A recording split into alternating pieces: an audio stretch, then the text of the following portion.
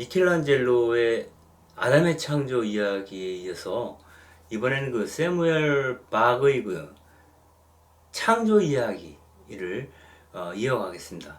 그 미켈란젤로의 아담의 창조는 첫 창조에 대한 어떤 장엄한 그 비전을 보여주고 있다라고 한다면, 이 세무엘 박의 그림은 어떤 그 폐허 속에서 어떻게 창조를 상상할 수 있는지 좀 생각해 볼 수 있는 기회를 우리에게 주기도 합니다. 미켈란젤로의 그림을 보면 마치 새 집에 입주한 것 같은 느낌. 아주 벽지도 깨끗하고요. 모든 것이 정돈되어 있고, 정말 어떤 그 질서가 무엇인지, 안정감이 무엇인지, 새로운 생명이 주는 의미가 무엇인지를 찬찬하게 읽어주는 듯한 그런 느낌을 주게 됩니다.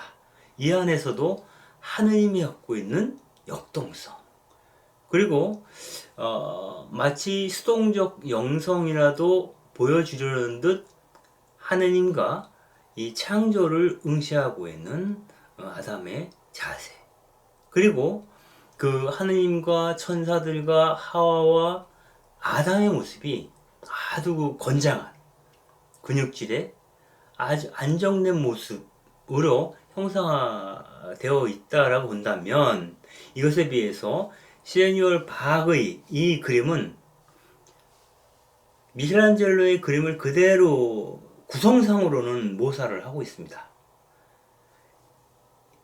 이 아담의 모습을 보세요. 찢어진 옷을 입고 누워있죠. 자세도 똑같아요. 손을 내밀고 있고. 근데 폐허 위에 있죠. 그리고 하느님의 형상은 사실상 잘 보이지가 않습니다. 이 창조에 대한 두 가지 버전이죠. 과연 세무엘 박은 도대체 아담의 창조, 미켈란젤로의 아담의 창조를 보면서 자신의 경험 속에서 어떤 또 다른 이야기를 하고 싶었던 것일까? 궁금하지 않을 수가 없습니다. 세무엘 박은 그 가족 모두가 그 나치하에서 유대인 강제 수용소에 수감되었던 그런 경험을 갖고 있습니다.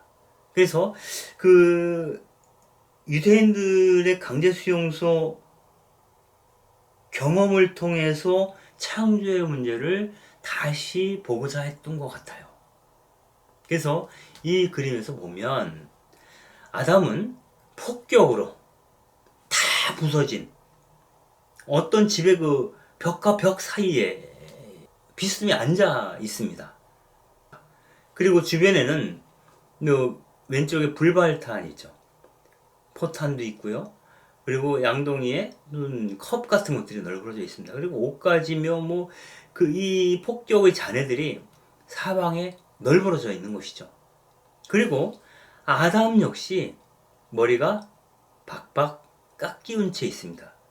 보통 그 수형인, 즉 죄수들이 감옥에 갇혀 있을 때 머리를 깎죠.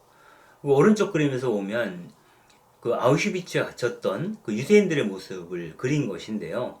이 수용자들이 다 머리를 깎고 있습니다. 그리고 이 옷도 마치 죄수복 같아요. 이 참혹한 상황에서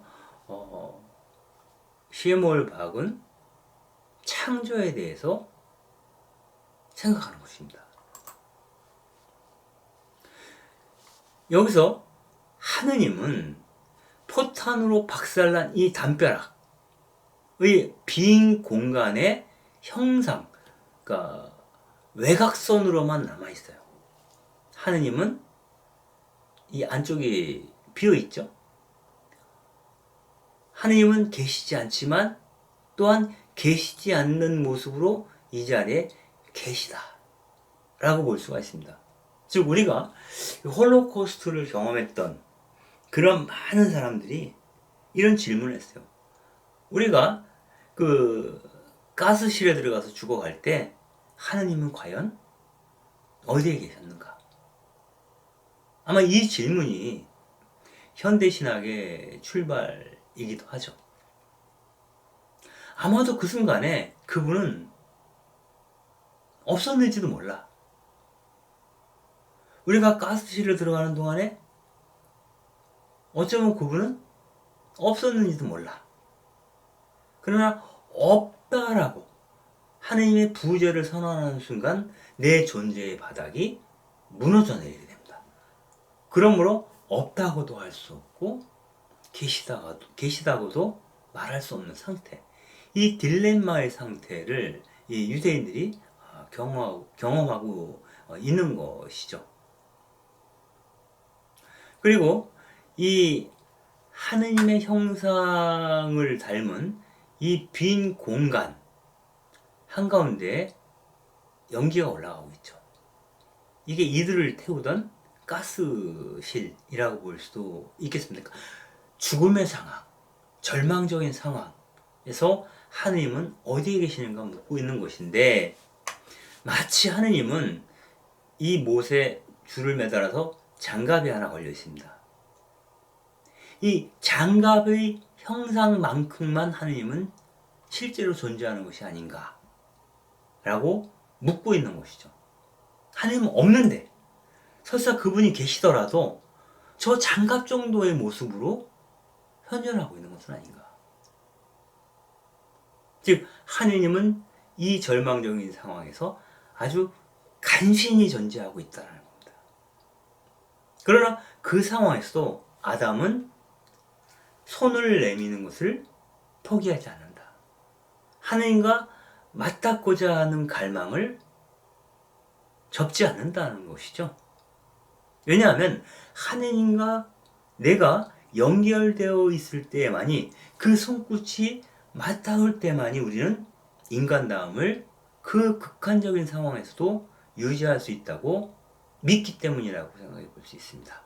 즉 아담은 하느님이 부재한, 하느님이 없다고 판단되어지는 그 절망적인 상황에서도 하느님께 손을 내밀므로써 내 자신이 하느님 자신의 모상임을, 즉 내가 그분의 신상임을, 그분의 이미지를 내 안에 소지하고 있는, 담고 있는 존재라는 것을 스스로에게 확인시키려고 하는 그런 것인지도 모르겠어요. 어찌 보면 이 그림에서는 하느님만이 이 장갑이 차지하고 있는 공간만큼 간신히 존재하는 것처럼 아담 역시 하느님에 대한 그 안간힘, 하느님께 닿으려고 하는 그 안간힘만큼만 사람으로, 하느님의 모상으로 존재하는 것처럼 보입니다. 그래서 절망적인 상황에서 하느님 없음을 느끼더라도 내가 없는 그분께 내 손을 내밀 준비가 그 상황에서도 되어 있는지, 그 절망의 끝에서야 비로소 그분을 어쩜 만날 수 있는 것은 아닌지, 그런 생각을 해볼 수도 있겠습니다. 그리고 이것은 바로 유대아가 멸망하고 나서 바빌론으로 그 유대 지도층이 끌려갔었죠. 그때 그 바빌론에 유배된 그 사람들의 모습이 바로 이 그림에 나오는 아담의 모습과 같은 것이다 라고 추정해 볼 수도 있을 것 같습니다. 남의 땅에 유배된 자, 그 유배지에서 어떻게 하느님을 노래할 것인가, 이것이 그 당시에 유대인들의 화두였다라고 볼 수도 있겠죠. 그리고 바로 그 시기에 그들의 창조신화, 즉 창세기를 쓰기도 했죠. 그렇다면 바벨론 유배 당시에 그 유배된 자들의 상황은 어땠는가를 잠깐 살펴보겠습니다. 왼쪽에 있는 그림은 마르둑, 바빌론의 신이죠. 마르둑 신이고요. 그리고 오른쪽은 바로 그 당시 바빌론의 통치자였던 네부갓네자르, 느부갓네살이라고도 부르죠. 네부가드네자르 2세가 자신의 신상, 자신의 동상을 세운 것인데, 이 네부갓네자르는, 즉 느부갓네살은 자신이 마르둑 신의 지상적 대리자라고 느끼고 있었어요. 마르둑 신의 신상이 누구다? 본인이라는 겁니다. 그래서 나 마르 네부네자르를 볼 때마다 너희는 누구를 기억하라? 마르둑 신을 기억하라. 다시 말해서 마르둑 신을 공경하듯이 나를 공경하라고 이 제국의 통치자는 이야기하고 싶었던 것이죠. 당시의 유대인들은 BC 586년에 바빌론에서 패망한 이후에 포로기에서 고향에 대한 향수를 달래고, 그리고 그 바빌론에 패망한 나라를 생각하며 민족적인 열패감 그리고 자괴감을 안고 살아갔다라고 볼 수가 있습니다. 그때 그 자리에서 그들이 만난 그들의 신 마르둑은 전쟁의 신이었죠. 그래서 어머니였던 티아마트와의 전쟁을 치러서 신들의 왕이 됐고, 그 자기가 죽인 그 원수들의 시체를 이용해서 이 세상을 창조한 자가 마르둑 신이었어요. 그리고 허드렛 일을 하는 신들의 불평을 달래려고 인간을 창조한 자 역시 마르둑 신이었죠. 여기서 바빌론에 유배된 유대인들은 바로 신들의 불평을 달래기에 창조된 인간, 즉 노예와 같은 처지에 놓여있던 겁니다.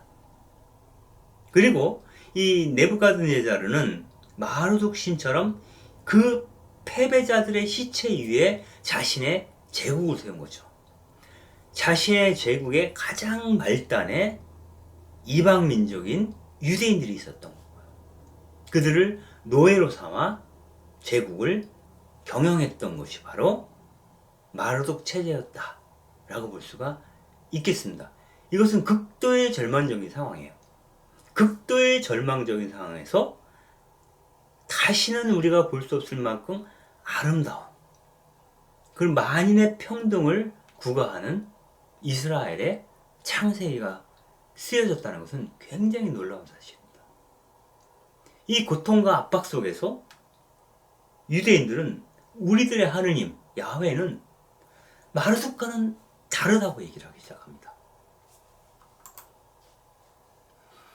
그래서 그 바빌론 유배 당시에 쓰여진, 하긴 유배 직후에 혹은 유배 직후에 써졌다고 추정되는 그 창세기 1장의 창조 이야기는 마르둑 신하에 견주어서 작성되었다라고 보는데, 마르둑 신의 창조 이야기와 달리 전쟁 없이, 패배자의 피와 시체 없이, 오직 창조적 상상력만으로, 오직 하느님의 말씀만으로 이 세상을 창조하시는 그분에 관한 이야기를 쓰게 됩니다. 여기서 그 바빌론의 전쟁 포로였던, 또한 노예였던 유대인들은 하느님의 형상은 느부갓네살 한 사람만이 아니라, 즉 통치자 한 사람만이 하느님의 신상이 아니라 모든 인간이 하느님의 형상대로 지어졌으므로 그 모든 인간이 하느님의 신상이라고 선언하게 되는 겁니다. 유대인들은 자유인으로 살다가 노예로 전락한 뒤에도 그 바빌론의 그 참혹한 삶 속에서도 자신들의 절망적인 삶을 창세기에 기록하지 않고 오히려 이런 혼돈을 뚫고 새로운 질서를 만드시는 그런 하느님을 찬양하며 창세기를 짓게 되고요. 이 세계에 대해서 하느님은 보시니 좋았다 라고 긍정하셨다고 기록을 하게 됩니다. 즉 지금 우리에게 주어진 삶이 어떠한 삶이든지 간에 그 안에는 새로운 질서에 대한, 새로운 창조에 대한 우리 모두의 해방을 기대하는 하느님의 의지가 빛나고 있다라는 것을 알아채라고 이야기하고 싶은 것이죠. 그렇게 함으로써 바빌론의 마르독보다 훨씬 우리에게 가까이 계시는 그분을 창조 이야기를 통해서 이야기함으로 인해서 스스로 민족적인 자긍심을 얻고, 그리고 해방에 대한 꿈을 포기하지 않도록 그 결의에게, 동포들에게 고무시키고 격려하는 그러한 이야기가 바로 창조 이야기라고 볼 수도 있겠습니다. 셰무얼 박은 자신이 그린 이 그림 속에 있는 이 아담의 모습은 바로 유대인들의 모습이고, 20세기에는 나치에 끌려가서 강제로 수용된 그러한 사람들의 모습이라고 얘기를 합니다. 그들은 절망적인 상황에서 처지를 비관할 수밖에 없는 그러한 상황에서도 마지막 힘을 모아 이 아담처럼 하느님께 손을 내밀고 있다는 겁니다. 왜? 인간임을 어떠한 상황에서도 포기할 수 없으므로. 인간임을 포기할 수 없다는 것은 내가 하느님의 모상임을 포기할 수 없다는 것과 같다는 겁니다. 하느님의 형상인 아담, 곧 인간은 운명적인 굴레에 매이지 않고 늘 이 굴레를 벗어나 초월하려고 하는 의지를 가진 그러한 존재라는 것이고, 그런 이유는 그가 바로 하느님의 모상이기 때문이겠죠. 즉 여기서 창세기는 가장 절망적인 상태에서 쓰여졌고, 가장 절망적인 상태에서 가장 희망적인 메시지를 전달하고자 했다라는 것을 알 수 있게 됩니다. 결국은 가장 희망적인 것은 혼돈 속에서, 절망 속에서, 고통 속에서, 어둠 속에서야 비로소 간절하게 열망하게 되는 것이다. 그리고 그 열망의 결과가 창세기로, 창조설화로 드러났다라고 볼 수가 있겠습니다. 그러므로 창세기 자체가 일종의 억압받는 백성들의 해방 노래라고 볼 수도 있습니다. 우리는 꿈이 있어요. 우리가 하나님의 모상으로서의 모습을 온전히 드러낼 수 있다라고 하는 그런 세상을 우리가 만들 수 있다라고 하는 그런 세상으로 넘어갈 수 있다라고 하는 파스카, 과월할 수 있다라고 하는 우리에게는 희망이 있어요. 마치 마틴 루터 킹 목사가 우리에게는 꿈이 있어요라고 연설하였던 것과 똑같은 뉘앙스로 말하고자 했던 것이 바로 이 이스라엘의 창조설화, 창세기에 담겨 있다라고 셰무얼 박은 절망 속에서 이야기하고 있는 것은 아닌가 하는 생각을 해보게 됩니다.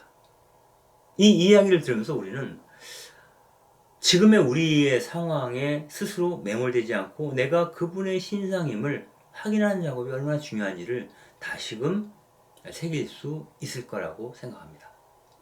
이 이야기를 조금 더 구체적으로 들어가서 얘기를 한다면 그런 겁니다. 창세기 1장 2절에는 이렇게 표현되어 있어요. 땅은 아직 꼴을 갖추지 못하고 비어 있었는데 어둠이 심연이를 덮고 있고 하느님의 영이 그 무리를 감돌고 있었다 라고 되어 있습니다. 여기서 새로운 창조가 이루어지기 직전의 상태를 땅이 아직 꼴을 갖추고 있지 못하며, 이것을 개신교역에서는 혼돈하고 이렇게 되어 있어요. 비어 있었는데 공허하다. 혼돈과 공허가 자리 잡고 있고 어둠이, 흑암이 깊음 위에 있고 하느님께서 그 무리를 감돌고 있었다라고 얘기합니다. 여기서 혼돈과 공허, 아니면 땅이 꼴을 갖추지 못하고 비어있다는 말은 무엇인가? 또 어둠이 심연을 덮고 있다는 것은 무슨 뜻인가를 잠깐 살펴본다면 이렇습니다.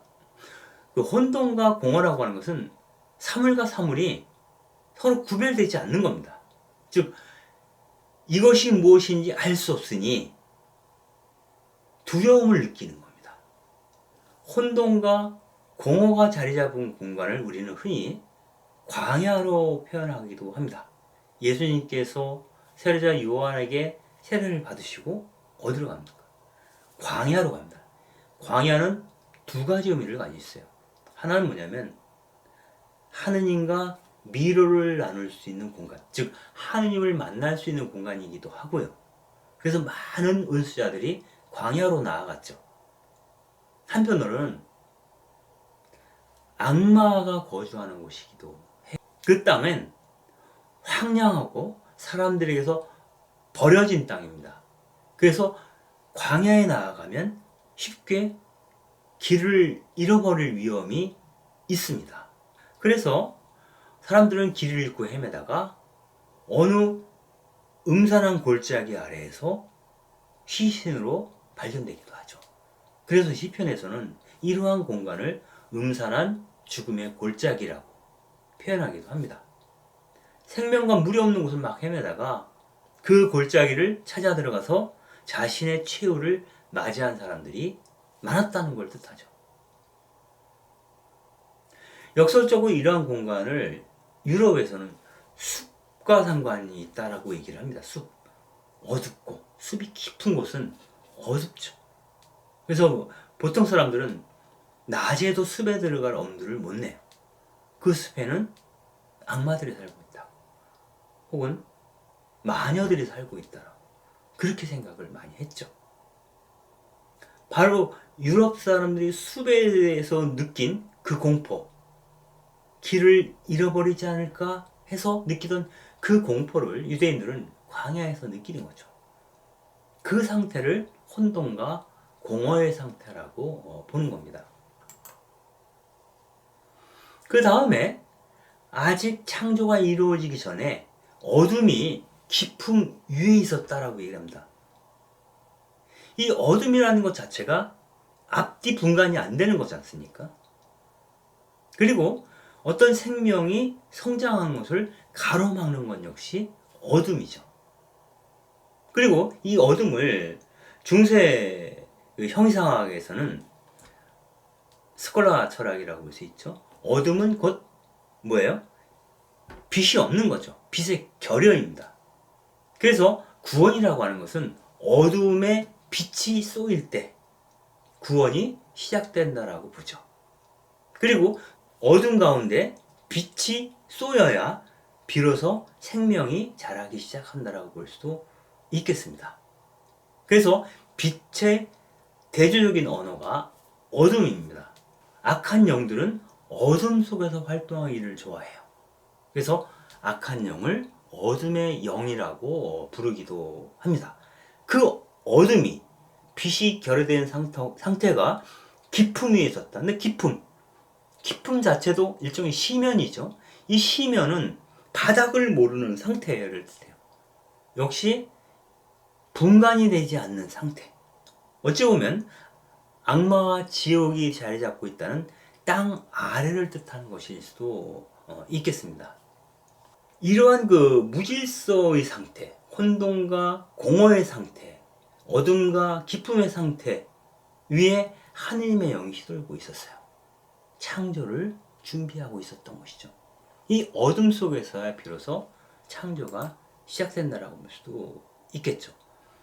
마침내 하느님께서 말씀하시기를 빛이 생겨라 하니 빛이 생겼다. 이렇게 창세기가 시작이 됩니다. 즉 어둠이 깊음 위에 있었고 혼돈과 공허가 있었다. 그 모든 것을 거두어내려면 필요한 것이 바로 빛이죠. 그래서 하느님께서는 제일 먼저 빛부터 창조를 하시죠. 하느님께서 보시니 그 빛이 너무 좋았다라고 얘기를 합니다. 그리고 하느님은 그 빛과 어둠을 갈라 빛을 낮이라 하고 어둠을 밤이라 불렀다 이렇게 얘기를 합니다. 그리고 이윽고 저녁이 되고 아침이 되니 첫날이 지났다 라고 창세기 앞부분이 서술되어 있습니다. 결국 하느님의 첫 창조는 빛을 통해서 분간되지 않던 것을 분간하게 하고 마침내 분간된 것들이 낮이 되든 밤이 되든 자기 역할을 하도록 했다는 거죠. 자신의 이름과 위치와 역할이 정해질 때 비로소 우리에게 있어서 예측할 수 있는 미래가 주어지는 것이죠. 즉 우리 안에서 두려움이 사라지기 시작합니다. 그 두려움이 사라진 자리에 하느님께서는 이렇게 말씀하시는 거죠. 참 좋다. 이런 방식으로 카오스가 코스모스로 전환되는 것, 그것이 바로 창조의 과정이라고 볼 수 있겠습니다. 그래서 쉐멀 박은 베레스트 바라라고 하는 그림을 통해서 어둠 속에서 혼돈과 공허 위에서 창조가 시작된다는 의미를 담은 그림을 그리게 됩니다. 즉 제목이 베레시트 바라인데요. 태초에 한처음에 창조하였다 이런 뜻이에요. 베레시트 바라. 여기서 베레시트 바라 엘로힘 그러면 하느님께서 태초에 창조하셨다 이런 뜻이 됩니다. 즉 창세기 1장 1절에 해당되는 그림을 그리게 되는데 이 그림을 보면 바위가 이렇게 솟아있죠. 그리고 십계명 십계판 같은 돌무더기들이 막 부서진 채 널브러져 있습니다. 그리고 그 돌조각 안에는 히브리어 글자들이 새겨져 있어요. 제 생각엔 아마도 하나님이 모세를 통해 이스라엘 백성에게 주신 십계판이 부서진 형태로 있다는 거예요. 그 모든 계명이 무참히 깨어져 나간 상태, 혼돈과 공허의 상태, 어떤 의미도 담을 수 없는 절망의 상태를 이야기하는 것이죠. 어떤 글자판은 바위에 기대서 서 있기도 해요. 아주 간신히. 이 혼돈과 무질서의 상태, 그 상태야말로 어찌 보면 질서와 아름다움, 하느님이 보시니 좋았다라고 말할 수 있는 창조가 시작되는 장소일지도 모르겠다라는 생각을 해봅니다. 그리스도인들에게 당신이 정말 참된 의미의 그리스도인인가 묻는다고 했을 때 그 진가가 발휘되는 것은 박해의 순간이라고 보통 얘기를 합니다. 마찬가지로 어찌 보면 가장 절망적인 상태에서 희망이 무엇인지 우리는 알게 되는지도 모르겠어요. 요즘 우리나라의 정황을 보게 되면 정말 절망적이죠. 과연 우리 사회 안에서 민주주의가 가능한 것일까? 그동안 쌓아왔던 민주주의가 한순간에 무너지는 듯한 느낌? 그런 느낌들을 갖죠. 이럴 때 우리는 또 보이지 않는 것은 많은 사람들이 창조의 깃발들을 들고 서 있구나라는 것을 확인하게 됩니다. 우리 안에 있는 하느님성이 드러나는 순간은 그 하느님이 죽었다라고 하느님의 부재를 대부분의 사람들이 경험하고 있는 그 어둠과 혼돈과 공허의 상태에 비로소 우리는 하느님이 누구신지, 내가 왜 하느님의 모상인지, 그분의 신상으로서 그분을 드러내는 존재로서 자리매김해야 하는지를 진지하게 고민하게 됩니다. 그래서 모든 것이 부서져 나간 상태가 새롭게 무언가를 세워야 할 바로 그 카이로스의 순간이라는 것을 우리는 알 수 있게 됩니다. 그래서 다시 한번 정리하자면 모든 것을 위계화시키는 바빌론의 그 마르둑을 정점으로 삼는 그 신화를 대체하고 모든 인간이 하느님의 신성이라고 하는 통치자뿐만이 아니라 모든 인간이 하느님의 모상이라고 하는 하느님의 형상이라고 하는 하느님을 드러내는 신상이라고 하는 그러한 창조 이야기를 지어낸 이스라엘 사람들이 당시에 처한 상황은 바빌론의 유배로 가 있는 상황이었다고 하는 것. 즉 가장 절망적인 상황에서 가장 아름다운 노래를 부를 줄 알았던 사람들이 바로 이스라엘 백성이었다는 것을 우리는 다시금 확인하게 됩니다. 그처럼 절망은 우리 그리스도인들의 마지막 말이 아니다. 하느님의 마지막 말이 아닌 뿐만 아니라 아담의 마지막 말도 아니다. 라고 하는 것을 세무엘 과학의 그림을 통해서 다시 한번 확인할 수 있는 시간이 되었으면 좋을 것 같습니다. 강의 들어주셔서 감사합니다.